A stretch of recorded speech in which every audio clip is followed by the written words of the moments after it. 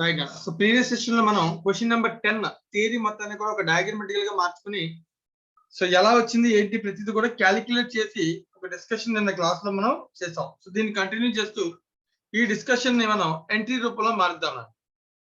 విషయాలు ఇది నిన్న క్లాస్ లో డిస్కస్ చేసాం కదా, ఒకసారి డయాగ్రామ్ ప్రకారం ఒకసారి అంతా చూడనా. సో ఎక్స్ వై మీద బిల్ రాశాడు. So 4,000 4 months bill. ఎక్స్ కి బిల్స్ రిసీవబుల్, వై కి బిల్స్ పేయబుల్. ఎక్స్ దాన్ని తీసుకెళ్లి బ్యాంక్ లో డిస్కౌంటింగ్ చేసుకున్నాడు. 80 రూపీస్ డిస్కౌంట్, 3,920 రూపీస్ క్యాష్ వచ్చింది, అవునా కదా? దానిలో 50% మళ్ళీ ఎవరికి రెమిట్ చేశాడు? వై కి రెమిట్ చేశాడు. సో వై యొక్క షేర్ వాల్యూ 1960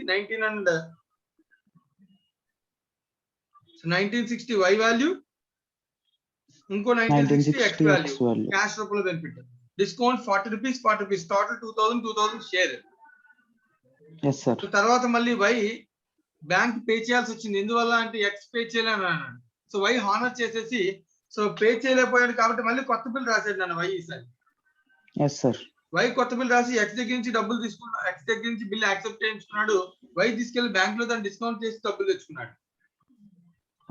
ఈసారి వై డిస్కౌంట్ చేసినప్పుడు 6,600 క్యాష్ వచ్చింది. సో దీనిలో 50% వీడికి ఇవ్వాలి. ఒకవేళ 50% రేషియో కామన్ గా ఫాలో అయ్యి ఉంటాయి. 6,600 50% 3,300 ఇవ్వాలి. కానీ ఆల్రెడీ ప్రీవియస్ బిల్ లో రావాల్సిన అమౌంట్ ఎంత? 2,000 కాబట్టి దాన్ని కట్ చేసుకుని రిమైనింగ్ 1,300 క్యాష్ వీడికి చేతికి ఇచ్చాడు. 1,300 పేరుకి చేతికి ఇచ్చాడు, కానీ యాక్చువల్ గా వీడు బేర్ చేసింది బిల్ ఎంత? 50% రేషియో. 50%. సో కాబట్టి డిస్కౌంట్ కూడా ఎలా చేయాలి? 50%. 50%. సో కాబట్టి వీడి షేర్ ఇంక్లూడింగ్ డిస్కౌంట్ 1,500, వీడి షేర్ ఇంక్లూడింగ్ డిస్కౌంట్ 50%. 200 బేర్ చేస్తే 3,300 ప్లస్ 200 3,500. రైట్ నానా? ఇది మనం ప్లస్ 2,000 సారీ 3,500 ప్లస్ 2,000 టోటల్ 5,500 అంటాం. Okay sir. ఒక 2,000 వాడిది ప్లస్ వీడి షేర్ 3,300 ప్లస్ 200 3,500 ప్లస్ 2,000 ఎక్స్ నుంచి రావాల్సిన అమౌంట్ కూడా కట్ చేసాం కదా. అది కూడా మనకు వచ్చిన బెనిఫిటే కదా, వైకి వచ్చిన బెనిఫిటే కదా అది కూడా. సో కాబట్టి సో టోటల్ గా 5,500 వై బెనిఫిట్, ఎక్స్ యొక్క బెనిఫిట్ 1,500. రైట్ నా? ఇది నిన్న క్లాస్ లో జరిగిన డిస్కషన్. తర్వాత మళ్ళీ వై డిజానర్ చేస్తాడు, Y bill pay, Y bank pay చేశాడు. ఎందుకంటే ఎక్స్ ఇన్సాల్వెంట్ అయిపోయాడు. ఈ సిచ్యువేషన్స్ అన్ని నేను లాస్ట్ లైన్ లో మనం చదువుకున్నాం కదా. లాస్ట్ లైన్ ఏం చెప్పాడు? 25 paisa rupee can be recovered from his estate. అంతేనా? 25 పైసా రైట్, 25 పైసా. ఇప్పుడు దీన్ని మనం ఎంట్రీస్ రూపంలో మార్చుకోవాలన్న విషయం. Okay sir.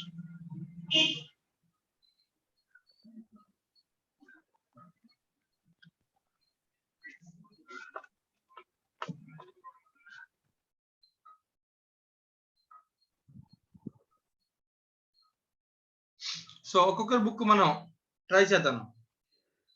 Okay sir. First నేను 2 బుక్స్ పక్క పక్కనే రాసిస్తాను. ట్రాన్సాక్షన్ ఆలోచించి 2 బుక్స్ లోనే ఎంట్రీ చెప్పేది డైరెక్ట్ గా. Okay sir. సో క్వశ్చన్ లో అడిగింది అయితే ఎవరి బుక్స్ నాన్న? X books sir. So X books చేద్దాం. అలాగే ఫర్ ప్రాక్టీస్ ఒక ఎగ్జామ్ లో వై బుక్స్ కూడా అడగచ్చు కదా. వై బుక్స్ కూడా ట్రై చేద్దాం, 2 ట్రై చేద్దాం. Okay sir. ఇక్కడ జరిగిన దాని ప్రకారం ప్రతి సిచ్యువేషన్ కి నువ్వు నాకు ఎంట్రీ చెప్పాలి. సీక్వెన్స్ లో వెళ్దాం. ఫస్ట్ ట్రాన్సాక్షన్ ఏం జరిగి ఉంటుంది అన్న? 1st April ని బిల్ డ్రా చేయడం సార్. సో బిల్ డ్రా చేశారు 1st April. Bill drawn. ఓకేనా? సో బిల్ డ్రా చేస్తే ఎక్స్ బుక్స్ లో entry bills receivable account debit to Y account. Bills receivable account debit to Y account. Amount 4,000 sir. 4,000. Y books లో entry X account debit to bills payable account. Right. X account debit to bills payable 4,000. Right నా? Second transaction తర్వాత ఏం జరిగిందన్న? Bill రాసాక discounts the bill at 6% per annum. Bill తీసుకెళ్ళి bank లో discount చేసుకున్నాడు కదా. So question కి సంబంధం లేదు, క్వశ్చన్ చూడవలసిన లేక నేను డయాగ్రామ్ రాశాను కదా. డయాగ్రామ్ నుంచి ఆలోచించి ట్రాన్సాక్షన్ సీక్వెన్స్ వెళ్ళచ్చు. Okay sir. సో డయాగ్రామ్ లో చూడు, ఫస్ట్ బిల్ రాసాడు, తర్వాత బిల్ తీసుకెళ్ళి ఏం చేశాడు, బ్యాంక్ లో డిస్కౌంట్ చేశాడు. డిస్కౌంట్ చేసి సో బిల్ డిస్కౌంటెడ్.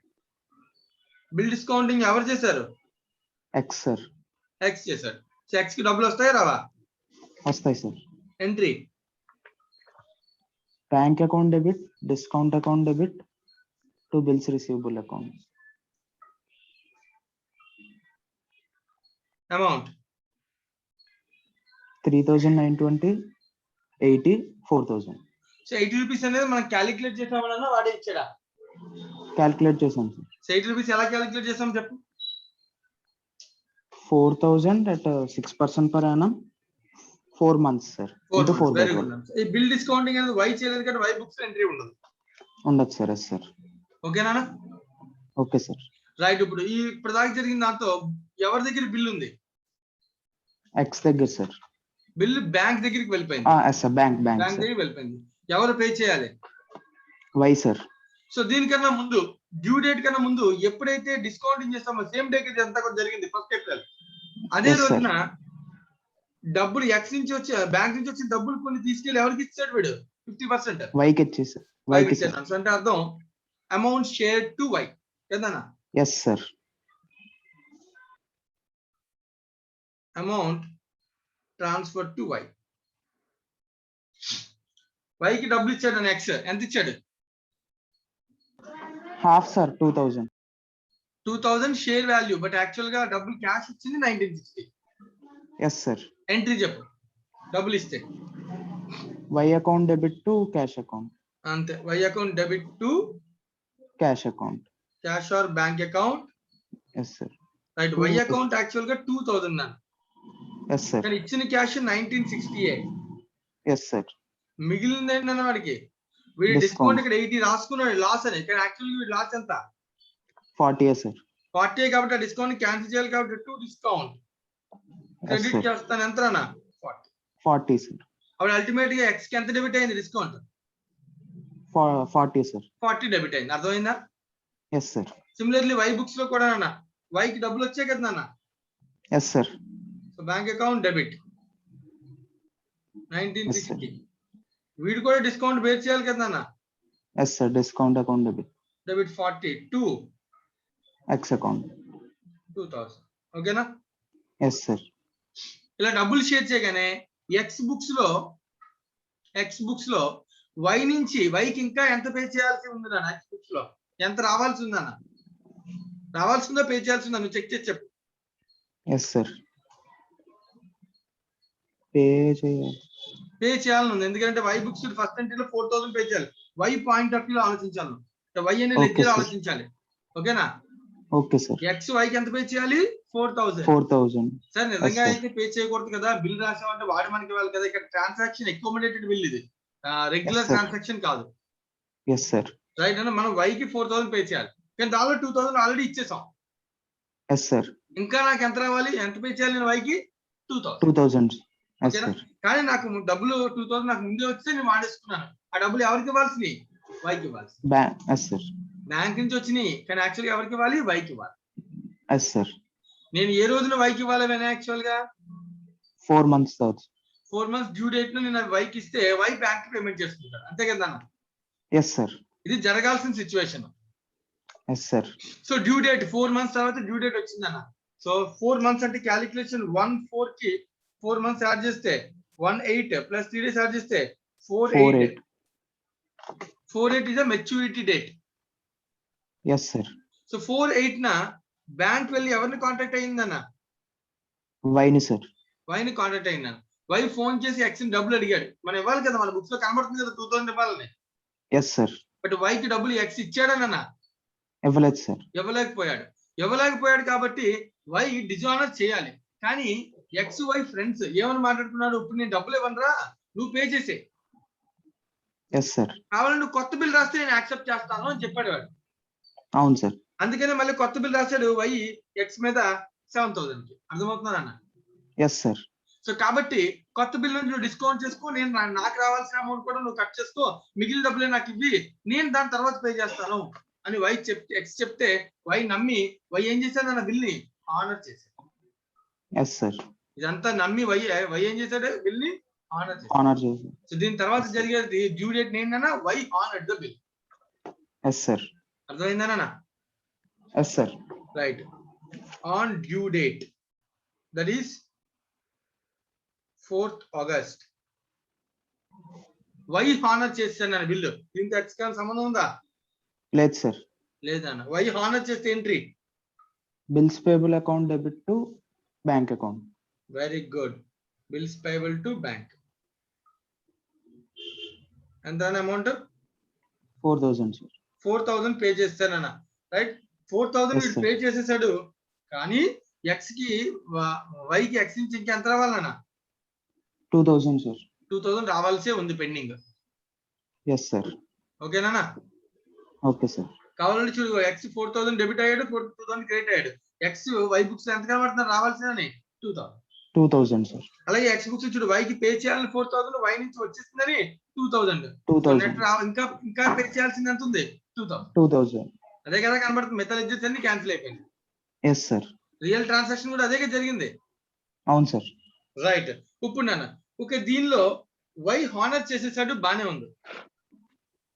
తర్వాత ఏం జరిగింది? హానర్ చేశాక కొత్త బిల్. కొత్త బిల్.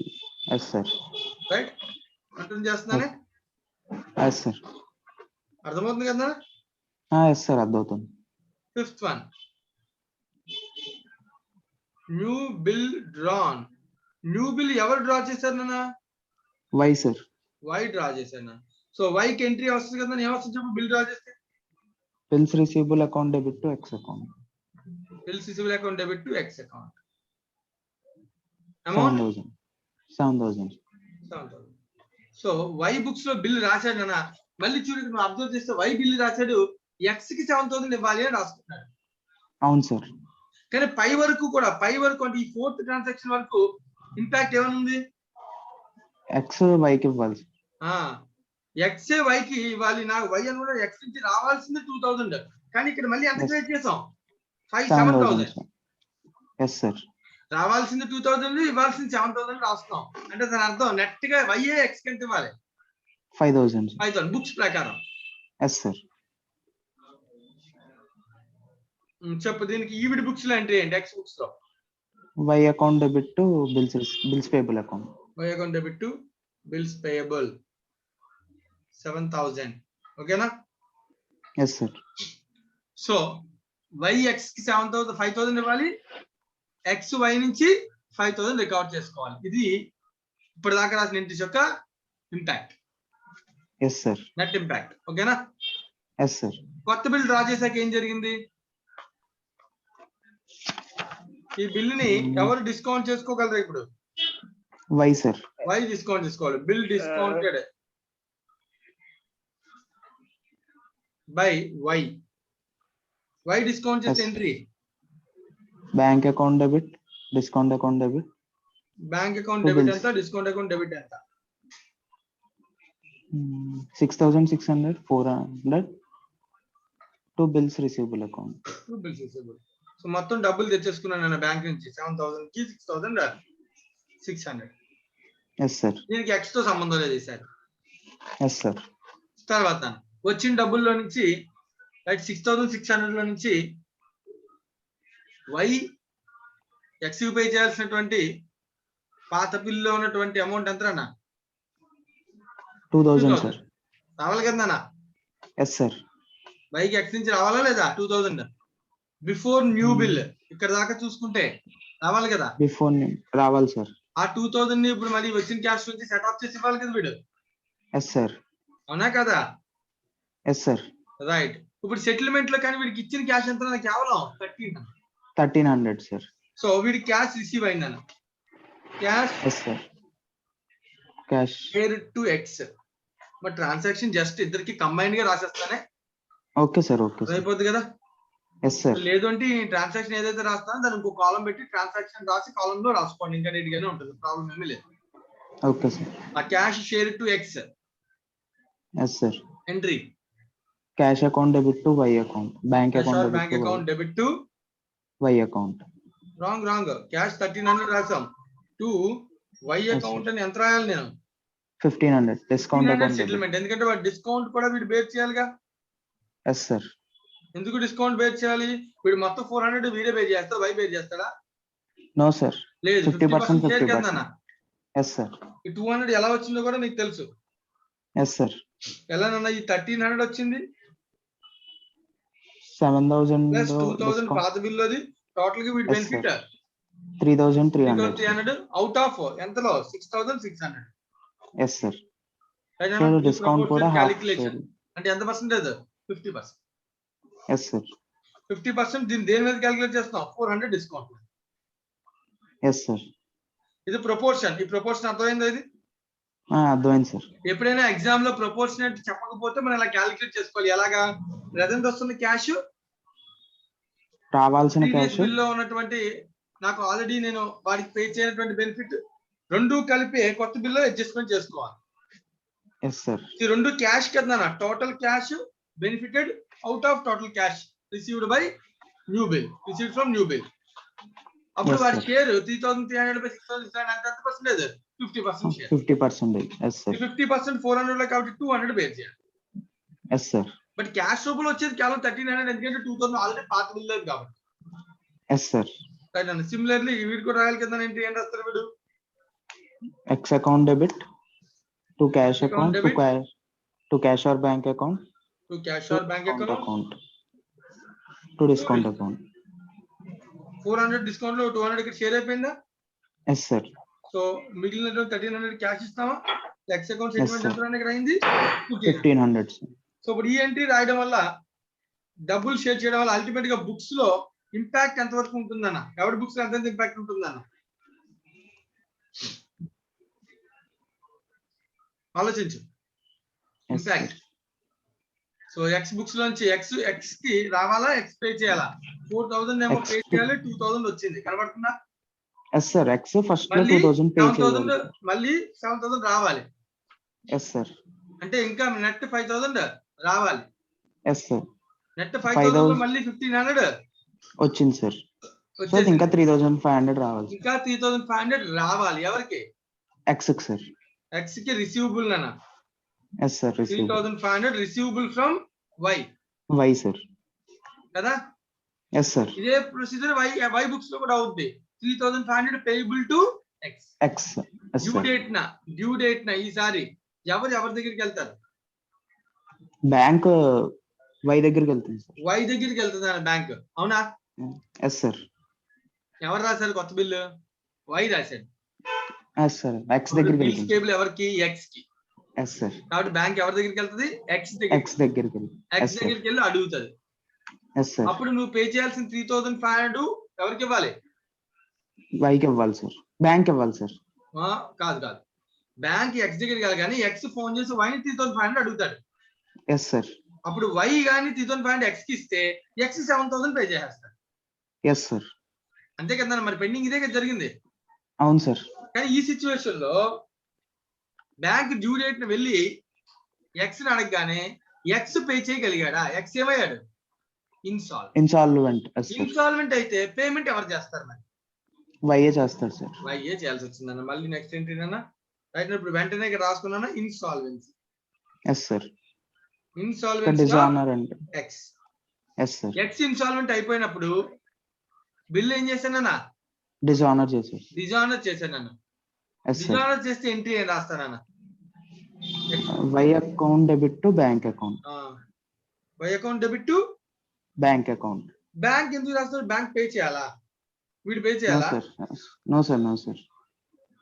టు వీడి బుక్స్ లో ఆల్రెడీ ఉంది కదా, ఇక్కడ పైన బిల్ యాక్సెప్ట్ చేసినప్పుడు చూడు బిల్స్ పేయబుల్ అని ఉందా?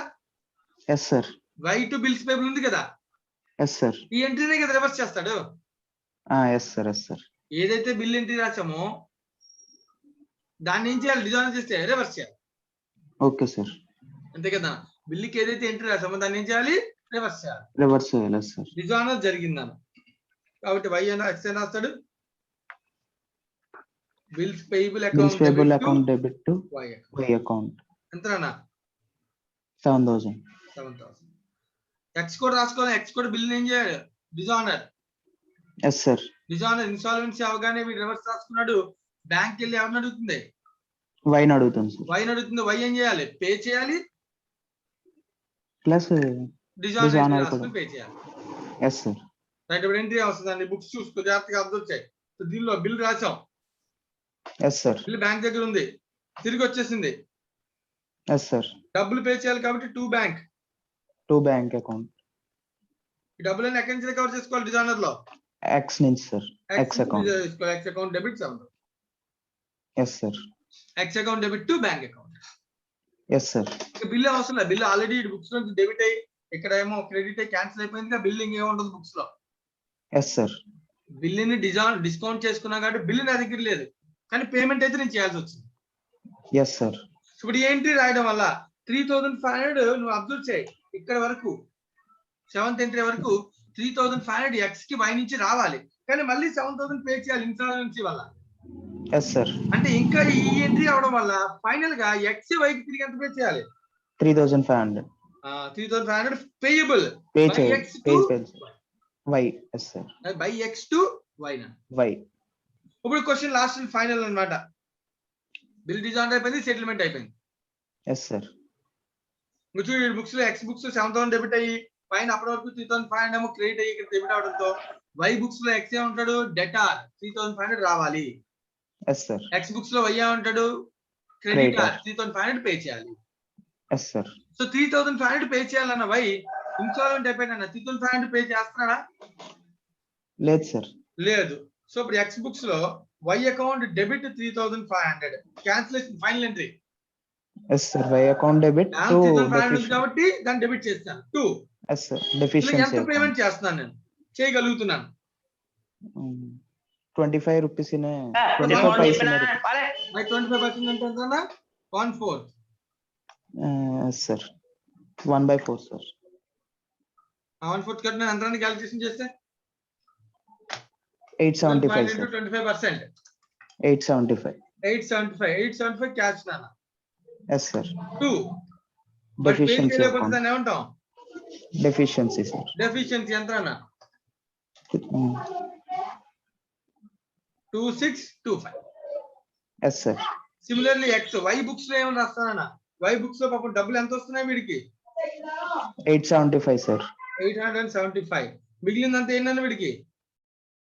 బ్యాడ్ డెబ్ట్ sir. Bad debts 2 X account. Right. దీంతో అకౌంట్ సెటిల్మెంట్ అయిపోయింది. బట్ అల్టిమేట్ గా మొత్తానికి ట్రాన్సాక్షన్ లో వై కి జరిగినటువంటి లాస్ ఎంత? 2625. Yes sir. ఎక్స్ కి జరిగినటువంటి బెనిఫిట్ ఎంత? ఇన్సాల్వెన్సీ వల్ల బెనిఫిట్ ఎంత? 2625. ఎస్ ఇది సార్. ఫైనల్ ఎంట్రీ అన్నమాట. అర్థమైనట్టేనా? Yes sir. అడ్వాన్స్. చూసాను ట్రాన్సాక్షన్స్ అన్ని మనం జాగ్రత్తగా ఆలోచించగలిగితే ప్రతిది కూడా మనం ఈ ట్రాన్సాక్షన్ ఏదైనా సరే బిల్స్ రెగ్యులర్ బేసిక్ ఎంట్రీస్ తోనే మనం వీటిని రాయగలం. Yes sir. వీటిలో అడిషనల్ గా ఉన్న ఎంట్రీస్ ఏంటంటే బిల్స్ కి సంబంధించి కాకుండా అడిషనల్ ఎంట్రీస్ ఏమున్నాయి? అమౌంట్ సెటిల్ చేసుకోవడం.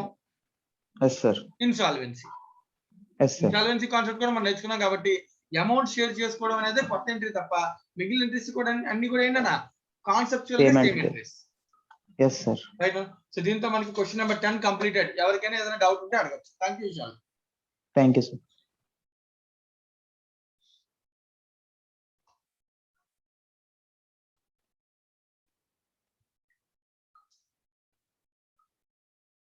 Question number 10 completed. So similar model లో ఉంటాయన్న క్వశ్చన్ నెంబర్ ఈవెన్ 11 గానీ ఇంకా పెండింగ్ క్వశ్చన్స్ ఏమున్నాయన్నా? Illustration 9, 11, 12 sir. రైట్ అండి, ఇవన్నీ మీరు వర్క్ చేయాలి. Okay sir. ఇది homework 9 homework.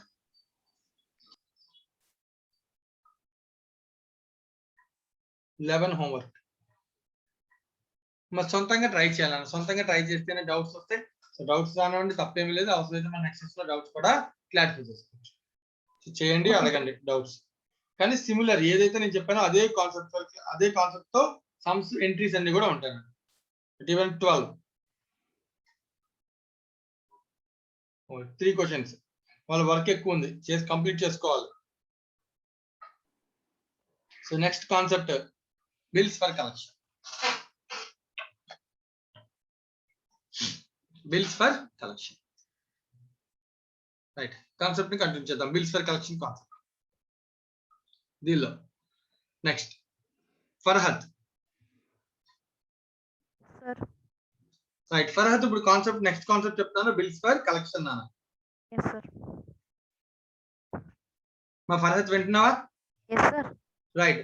So bills for collection. So నా అబ్జర్వ్ చేసే వర్డ్ లో దీనికి బిల్స్ అనేవి రాసామంటే ఫర్ కలెక్షన్ అంటే ఎవరికో కలెక్షన్ కోసం పంపించామంటే ఎవరికి పంపిస్తానన్నా బ్యాంక్. కొంచెం గట్టిగా. బ్యాంక్స్. బ్యాంక్ నా కదా. Yes sir. సో బిల్ అనేది నా దగ్గర ఉన్నప్పుడు మన దగ్గర నన్ను జాగ్రత్తగా నేను చెప్తాను ఎక్స్ వై ఇద్దరు ఉన్నారు. బిల్లు డ్రా చేసాడు ఎక్స్, వీడికి బిల్స్ రిసీవబుల్, వీడికి బిల్స్ పేబుల్. ఎక్స్ వెళ్ళి ఎవరిని అడుగుతున్నా డిస్కౌంట్ చేసుకున్నాడు. ఎక్కడ డిస్కౌంట్ చేసుకున్నాడు? బ్యాంక్స్. మనం కాన్సెప్ట్ ఆల్రెడీ నేర్చుకున్నాం. ఈ కాన్సెప్ట్ ఏమన్నా బిల్ డిస్కౌంటెడ్ అన్నాం. Yes sir. డిస్కౌంటింగ్ అంటే ఆ బిల్లుని సేల్ చేయడం, అమ్మేయడం. Okay sir. కానీ ఇక్కడ నేను మాట్లాడుతుంది కలెక్షన్ పాయింట్ ఆఫ్. ఇప్పుడు ఎక్స్ బ్యాంక్ ని సర్వీస్ అడుగుతున్నాడు, ఒక పని చేసి పెట్టమని హెల్ప్ అడుగుతున్నాడు. Okay sir. ఏమని? నేను బిల్లు నీకు అమ్మను, ఓకే సార్. కానీ నా దగ్గర చాలా బిల్స్ ఉన్నాయి. ఎక్స్ దగ్గర బోల్డ్ బిల్స్ ఉన్నాయి.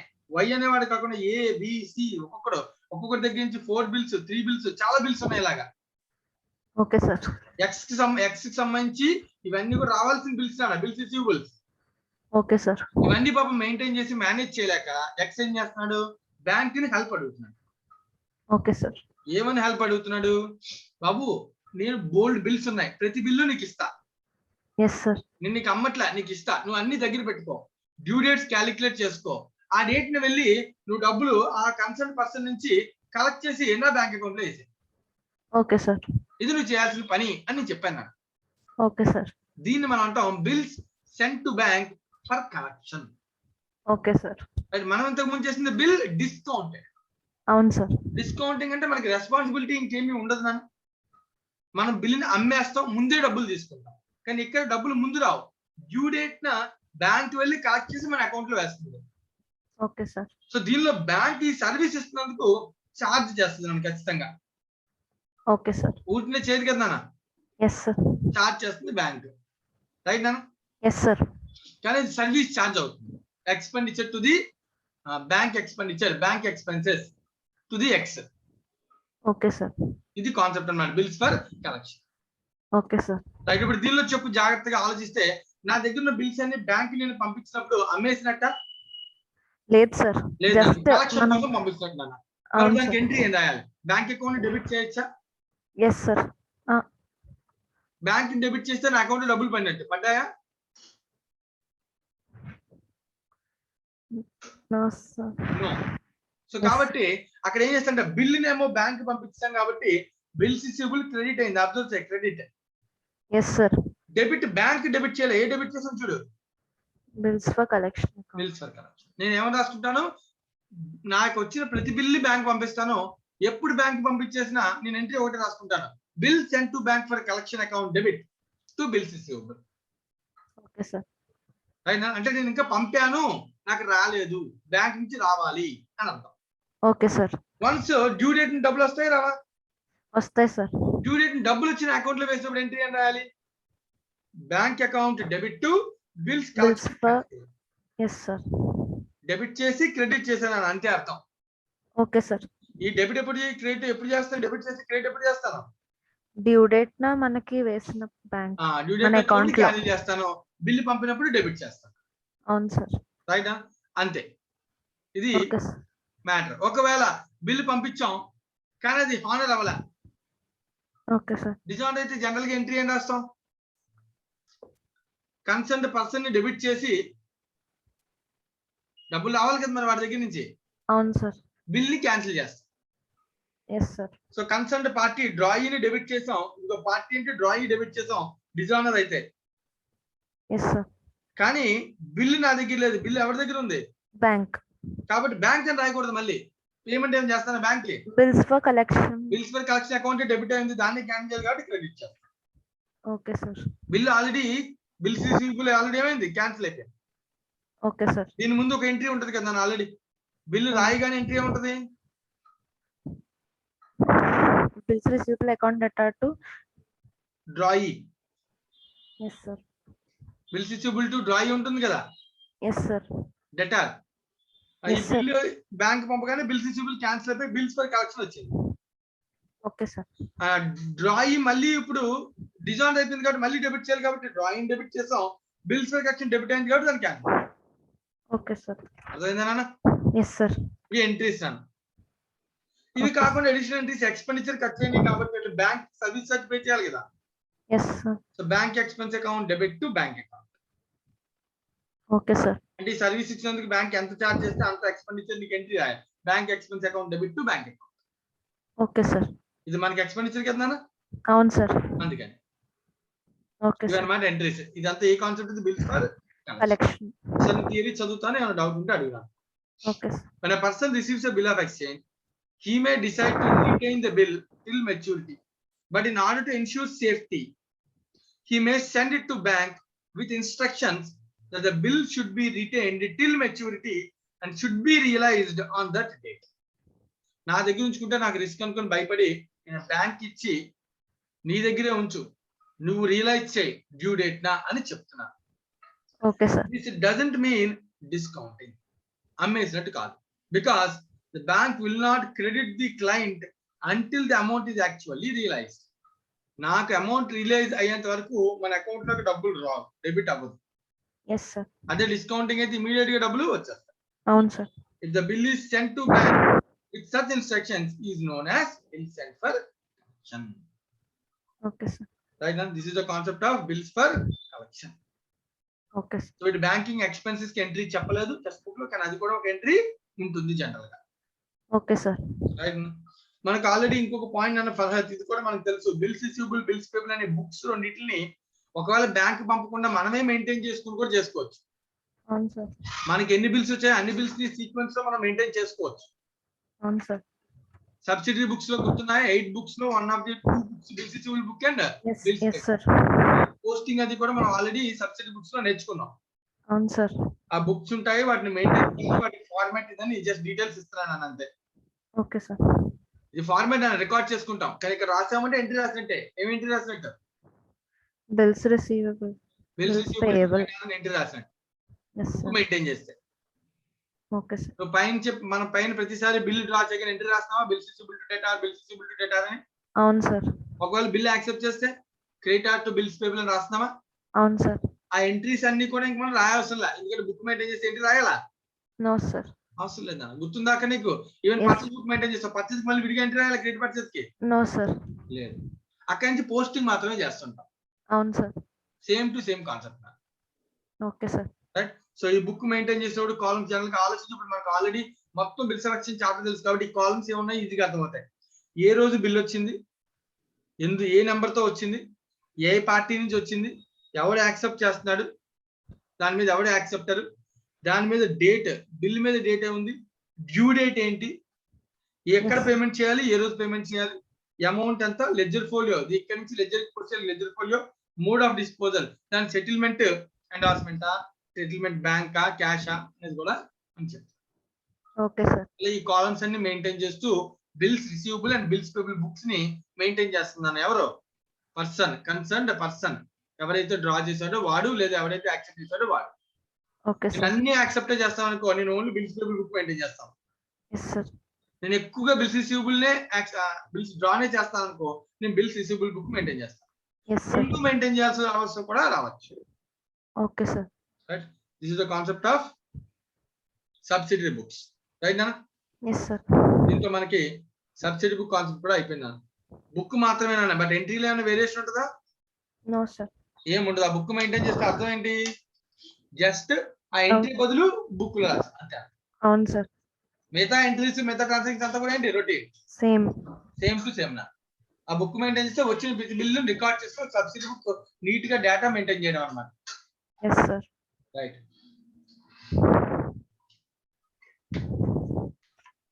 రైట్. దీంతో మనకి టోటల్ గా ఫస్ట్ అన్ని చెప్పినట్టు కాన్సెప్ట్స్ ఇంకేమైనా పెండింగ్ ఉన్నాయా? అయిపోయాయి సార్. సార్ నిత్య ఎస్ సార్. మన నిత్య అన్ని కంప్లీట్ చేసామా, ఇంకేమైనా పెండింగ్ ఉన్నాయా? అన్నీ అయిపోయాయి సార్. రైట్. ఈ ఒక్క పాయింట్ ఒకటి మన లాస్ట్ ప్రీవియస్ సెషన్ లో ఇది కొంచెం కన్ఫ్యూజ్ చేసింది కదా, ఒకసారి దీని గురించి మళ్ళీ చూద్దాం నాన్న. సార్ ఒక డౌట్ ఉంది సార్, ఇందాక బిల్స్ ఫర్ కలెక్షన్. చెప్తాను. రైట్. బిల్స్ ఫర్ కలెక్షన్ లోనా? Yes sir. చెప్పనా ఏంటి డౌట్? ఒకవేళ బిల్ డిజానర్ అయిపోతే నోటింగ్ చార్జెస్ ఎవరు బేర్ చేస్తారు సార్? బ్యాంకా లేకపోతే ఎక్కడ bills for collection yes sir. Collection లో బ్యాంక్ ఏ సంబంధం ఉండదు దానికి. అది జనరల్ గా నోటింగ్ చార్జెస్ అనేవి ఎప్పుడు కూడా బిల్ ఎవరైతే ఓనరో అంటే డబ్బులు ఏ రోజైతే అల్టిమేట్ గా కలెక్ట్ చేసుకుంటాడో డ్రాయి దగ్గర నుంచి ఆ పర్సన్ డిజానర్ చేయొచ్చు. లేదు అంటే ఆ బిల్ ఎవరైతే మెయిన్ డ్రావర్ ఉన్నాడో వాడి దగ్గరికి పట్టుకెళ్ళి వాడి డబ్బులు అటు తీసుకుని వాడినే నోటింగ్ చేసుకోమని చెప్పచ్చు. అవును సార్.